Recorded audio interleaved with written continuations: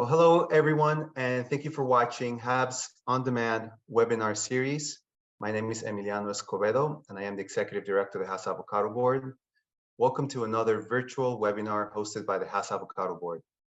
HAB's virtual webinars focus on sharing timely information and discussion about topics of importance to the Haas avocado industry. So please remember to subscribe to our channel and give us a like if you appreciate this content. Today, I am joined by 4 of my colleagues, and we will discuss the 10th World Avocado Congress. I want to welcome to the webinar Senior Business Insights at Data Services Manager, Alejandro Gavito, Senior Director of Marketing and Communications, Gina Widjaja, Director of Industry Affairs, John McGuigan, and Senior Director of Nutrition, Nikki Ford, for this virtual webinar. So earlier this month, New Zealand hosted the World Avocado Congress. That was in April, with over 1,000 delegates from 33 countries in attendance. The event was a resounding success. Attendees were treated to field trips to nearby production areas, and they also had a robust academic program with topics ranging from rootstock and propagation to pests and diseases, cultural practices. We had some great country reports, marketing, nutrition, and sustainability.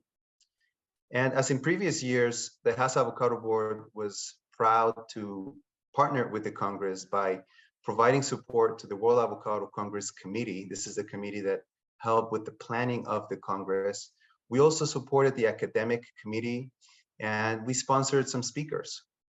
This year, members of the HAB team, Alejandro, Gina, John, and Nikki, were among those who presented their work, and they did an excellent job highlighting the importance of being strategic and relevant. What we want to do today is share with our stakeholders our experience and perspectives on what is going on around the world of avocados at the global level. During the Congress, there were 3 major focus areas that stood out. First was the need for building demand across the world. The need to develop sustainability messaging that tells our story. And third, the need for a global avocado industry to work together collaboratively across all main supplying countries to be aligned and to continue to be successful. So these 3 areas align really well with HAB's strategic plan.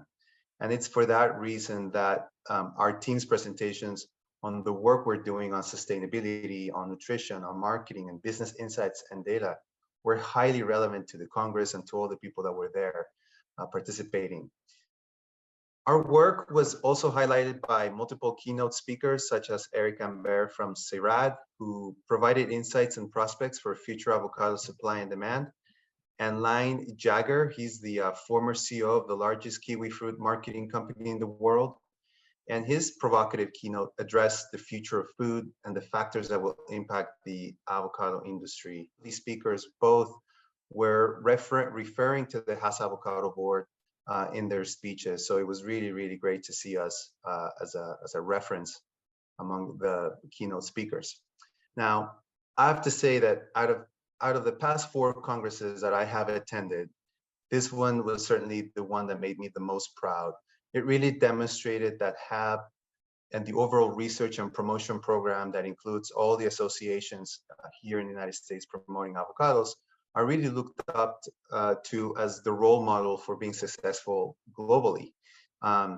While this is like an honorable place to be and it feels great and I'm very proud of it, it also gives us great responsibility, right? To continue our work of building demand successfully for our stakeholders here in the United States.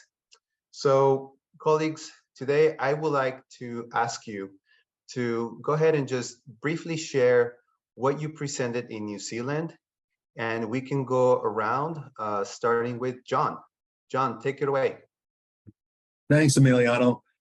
Yeah, it was my great fortune to have the opportunity to showcase the work that we've done over the past 3 years, setting up the foundation of our commitment to sustainability through the creation of the Avocado Sustainability Center. Since respect for the environment, respect for people, and respect for the planet was the main theme for the Congress, it made sense that HAB share our sustainability story and the plan that we've developed over these 3 years to research, to inform, and to lead in this area for years to come. That's really our commitment. The arc of my presentations began by outlining the challenges that we face and having outsiders speak for us when it comes to sustainability and not the industry speaking for themselves. Then I talked a little bit, I framed the idea of the Avocado Sustainability Center and the work that the Sustainability Task Force did back in 2021. That work where we built the concept of the center, the vision, the focus, the competency areas, the governance, and the structure itself was done in 2021. That group, the task force, wanted us to base the new center on the same footings as the Avocado Nutrition Center and use what we learned in nutrition and what our sustainability effort could and should look like. Also in 2020 and 2021, we did a great deal of consumer research to make sure we got the true thinking of the American consumer when it came to sustainability and to make sure that our effort was going to be based on that input from consumers. I talked about the governance question and how that was answered by creating the Avocado Sustainability Advisory, which is the governance body of the center. And the folks were selected in early 2022 and tasked with creating the strategic plan for the center. I then shared the entire strategic plan for the center and the work that the ASA did over the course of 2022. I touched briefly on our commitment, our communications framework and our commitment to communications and how the industry needs to change the narrative to tell our story and not have outsiders telling it for us. So that was the crux of my presentation at the World Avocado Congress. Great, thanks for sharing. Alex, how about you? Thanks, Emiliano. So this was my first time attending the World Avocado Congress, and of course, speaking, which was a great experience in many ways. So on my presentation, I was able to share with the audience how the avocado demand has evolved over the last years, and some of the reasons of how the story of avocados in the US has become one of the most successful stories in produce, and specifically highlighting the importance of investing in promotion, research, and information to grow demand. I also presented some long-term trends about the evolution of avocado volume in the market, also the current trends on per capita consumption nationally and regionally. And then I ended my presentation kind of like giving some highlights on the latest avocado trends at retail, also our latest research on shopper trends, and also avocado purchase barriers. So that was basically my presentation. I was able to be the last speaker from the group. So I kind of gave it a closing, talking about a little bit of what each of you guys talked about. And I think it was very well received. So I was very happy about it. Great, thanks for sharing, Alex. How about you, Gina? Thanks, Emiliano. So it was also my first time at the World Avocado Congress and presenting for the first time at WAC. So I spoke about leveraging nutrition science and communications to promote avocado consumption in the United States. And I shared our journey about how we've been able to change consumer perception about avocados in the last decade. So just like any organization, our organization has many challenges, but we turned those challenges into opportunities to be creative, strategic, and very efficient with where we're investing our dollars. So for decades, our consumers, had been confused and overwhelmed with so many different health messages. They were made fear of fat, and avocados had a negative perception because of the fat content. There were dietary guidelines set by the government to limit dietary fat intake. So back in 2010, and John mentioned this before, have decided to invest in nutrition research projects and establish the Avocado Nutrition Center. And then a couple of years later, have started communicating the research to health professionals and the health benefits to consumers to really help them understand the impact of consuming avocados to human health. So this is how HAB has been building demand in the United States. And back then, back in 2010, we could have chosen to do other things to promote avocado consumption, but we wouldn't have been able to change consumer perception as much as we did had we not leveraged the nutrition science and communications. So that was what I talked about in a nutshell. Great. Thanks for sharing. And how about you, Nikki? Yeah, so thanks, Emiliano. I guess I just want to start by just speaking a little more broadly about my time in New Zealand, because I had the opportunity while there to go to the University of Auckland to meet with researchers, to learn about what's happening in the nutrition space outside of the United States, and then also talk about potential collaborations with those researchers, assess costs and capabilities. So that was a unique opportunity given the location of where the World Avocado Congress was held. But also I spent a lot of time meeting with other funding agencies like New Zealand Plant and Food, Port Australia, and that gave me the opportunity to really talk about growing the reach of our research program all before the Congress started. So at the Congress, though, I also had the opportunity to open the sessions actually on the last day with a plenary talk that described the state of the human health research. And it focused on why avocados are so healthy. The talk kind of introduced the global industry to first the nutrient composition of the avocado. And since I was at the beginning of the day, I talked a little bit more about what HAB does. And then I had the opportunity to walk through our research program to describe potential health benefits of eating Hass avocados. Thanks. Thanks for sharing, Nikki. Thanks for sharing, everybody. You know, obviously, we were there for several days. We all attended some of the field tours that they offered, and we got to learn a lot. And we met a lot of people, right? I mean, I certainly met new people. I saw new faces, people from new countries that I never thought would be involved in the avocado industry, that we're now getting into the avocado industry in one way or another. I want to share what I learned and what are some of the highlights, but I want to first give you guys the stage. So let's go around, John, and just in addition to your presentation, which was awesome, a great summary, why don't you tell us, like, what, from your perspective, what did you learn? What are some of the highlights from the Congress that kind of struck you the most? And for all of you, think about the same question, because I want to go around, like, what are those highlights from the Congress that struck you the most? And, you know, just like Nikki did, she shared some interesting things that came up in addition to her presentation. Feel free to share some of the conversations or sessions or some of the meetings that you had that you want to share with our audience. John, let's start with you again. Great, I'd be glad to start here. So I think from a macro perspective, my takeaways from the Congress were two. I think the first one is, I think the industry really believes that we're moving into what I think would best be described as an inflection point for the industry. You know, we've been in the unenviable position of demand exceeds supply for about the past decade or more when it comes to avocados, which is a really rare place for commodity produce items to be. We've enjoyed that space for quite some time, but I think that there's a growing concern that demand is not growing as fast as the supply situation is globally, and that we might be coming to a term unless additional actions are taken. Unless additional actions are taken and investments are made, we could find ourselves in a supply exceeds demand situation. Now, that was not on the radar screen 4 years ago in Medellin, and I think it was a big takeaway for me from a macro perspective. I think the other one, since I talked about sustainability at the Congress, the other point for me was, I think in the area of sustainability, this Congress clearly showed to me that the industry understands that we need to define our commitment to sustainability, because it's important to our customers, our retail customers and our food service customers, but it's also equally, or even more importantly, it's important to our consumers. And we have to be led by what the consumers need from us as an industry.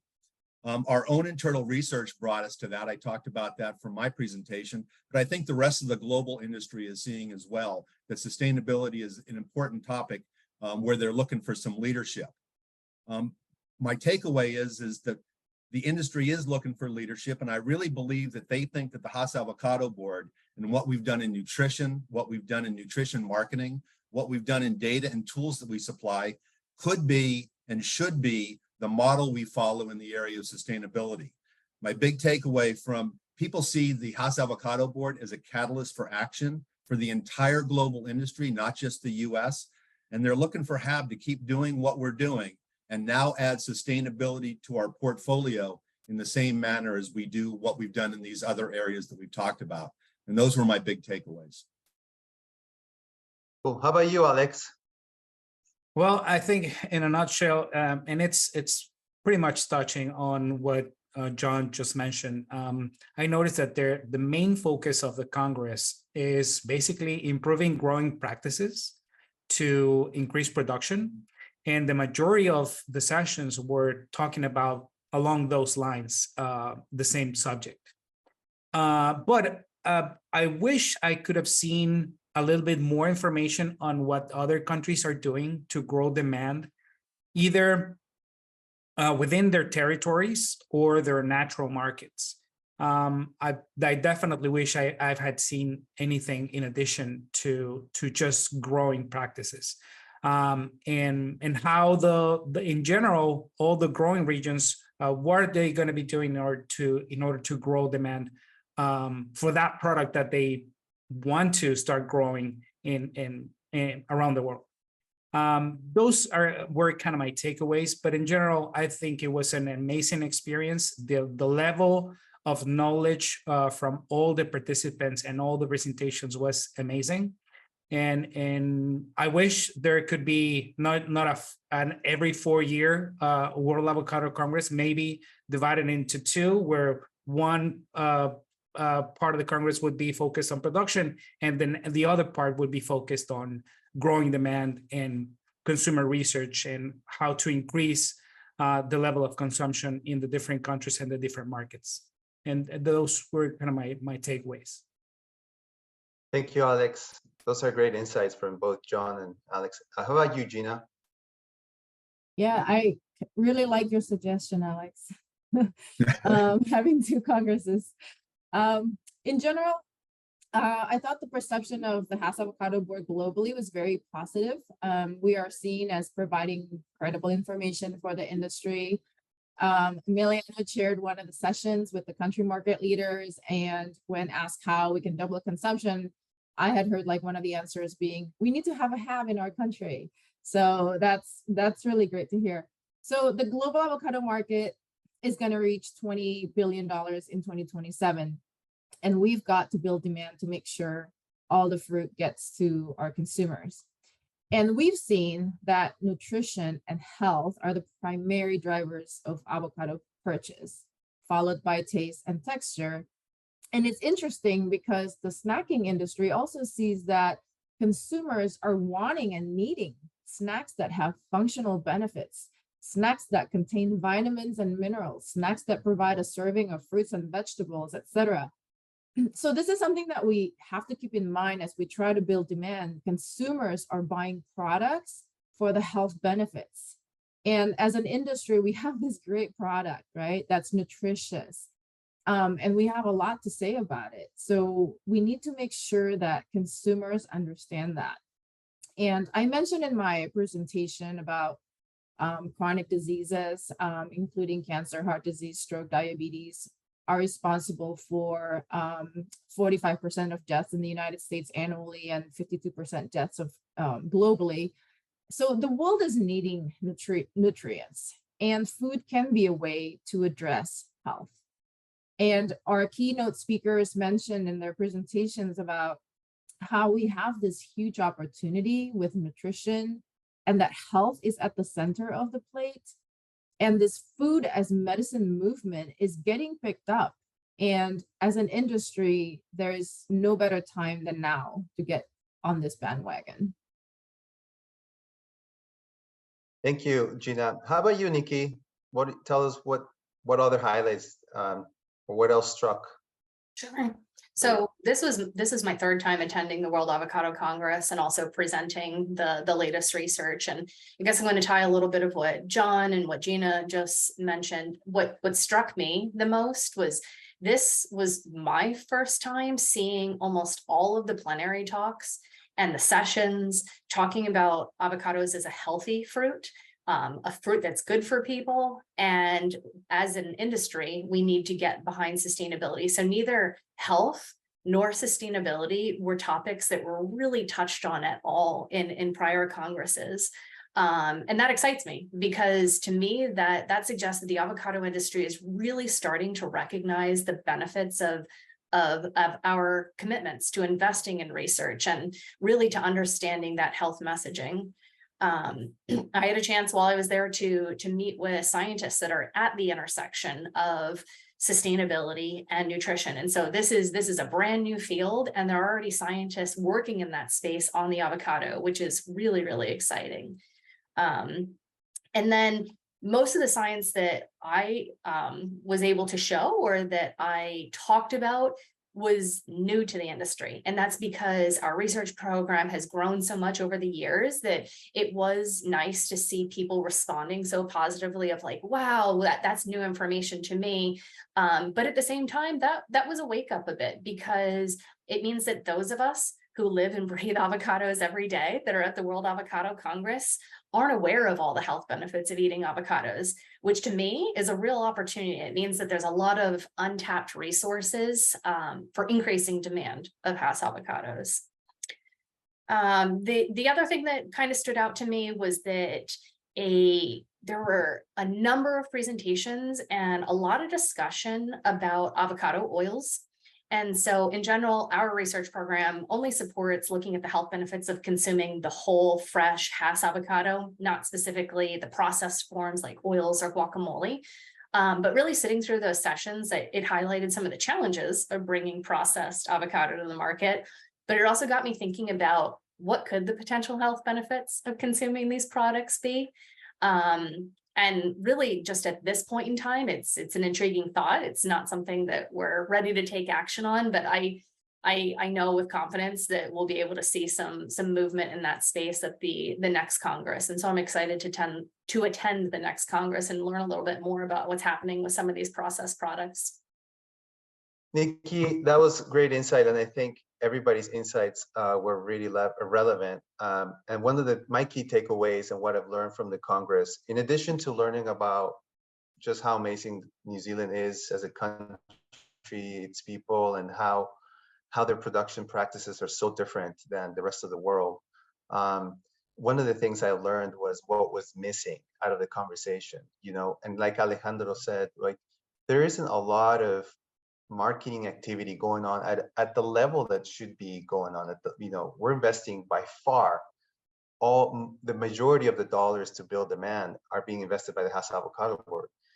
There is some effort in Europe and other places, but the industry really needs to step that up if they really want to be able to move all of that supply that is going to be coming into the pipeline globally. Now, I think in the United States, the fact that the Hass Avocado Board is in place, the program itself, the legislation, that kind of shields us from the rest of the world. But the rest of the world, and the markets around the world will have an impact here. So I think it's really important, and I really like the action, the commitment to that action that was taken at the last day, where all of the countries got together and said, "Hey, we commit to doing something about this." And also really important, I mean, the keynote speakers were all talking about nutrition and really the crisis that we have at the global level with nutrition. And yet there was nobody else talking about nutrition except for the Hass Avocado Board, And I mean, I heard from people directly, they would come up to us and say, like, thank you so much for all the work that you guys are doing on nutrition, because without you, nobody else will be doing this work. And so I thought that was really interesting. And again, I mean, when it comes to sustainability, the different countries are doing work. Chile's doing work, Mexico's doing work, New Zealand, they did a life cycle analysis of the supply chain.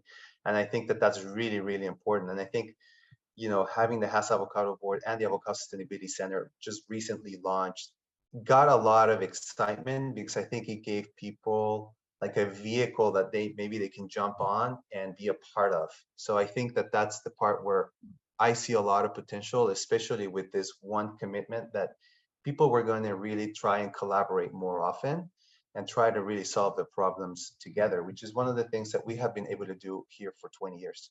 So it's time for us to wrap it up. I don't know if anybody else has any final words or insights that you wanted to say, share with the group? Okay, in that case, I want to thank everyone for watching this webinar, and please check back on our website, www.hasavocadoboard.com. To see future webinars. We also have previous webinars that are all very insightful. And then we have a bunch of other industry support tools that should help you make better decisions every day. I want to thank my colleagues for being here today and also for doing a tremendous job in New Zealand and representing HAB in such a wonderful way. So thank you guys, and we'll see you next time.